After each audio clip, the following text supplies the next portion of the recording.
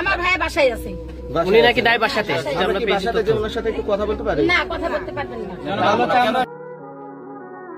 মামলার ভয়ে গ্রাম ছেড়ে পালিয়েছে সেই পরিত্যক্ত নলকূপ খনন করা জমির মালিক। অভিযোগ তোলা হয়েছে অবৈধ পরিত্যক্ত খোলা নলকূপ সঠিকভাবে রক্ষণাবেক্ষণ না করাতেই প্রাণ গেছে 2 বছরের শিশু বাচ্চা সাজিদের। কিন্তু এমন প্রশ্নে অভিযুক্তদের গলায় ভিন্ন সুর। বিনয়ী না হয়ে তারা ছুটছে পাল্টা প্রশ্ন।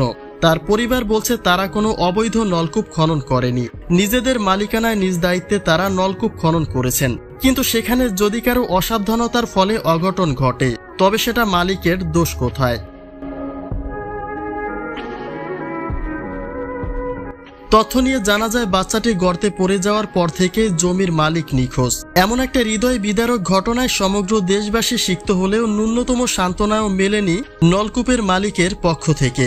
এমনকি বাচ্চাটির জানাজায়ও দেখা মেলেনি তার। তিনি কোথায় আছেন সেই প্রশ্ন করাতে বরং সংবাদ কর্মীদের উপরেই ক্ষেপে গেল তার পরিবার। জমির মালিকের বোনেরা বলছে তার ভাই কোনো দোষ করেনি, চাইলেই যে কেউ তার সঙ্গে দেখা করতে পারবে না। অতএব তার ভাইকে ফাঁসানোর চেষ্টা করে কোনো লাভ নেই।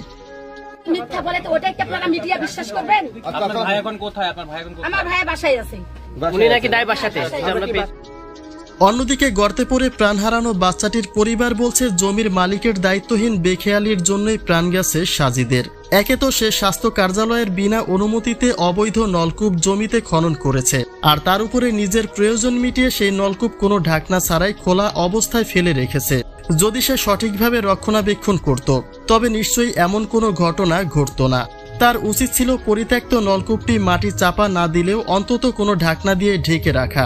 অথচ সে একটা চলতি পথের জমিতে 150 ফিটের একটা নলকূপ ঢাকনা ছাড়াই ফেলে রেখেছে, যেটা নিশ্চয়ই একটা শাস্তিযোগ্য অপরাধ। তাই জমির মালিকের নির্ধারিত বিচার চাচ্ছেন ভিকটিমের পরিবার।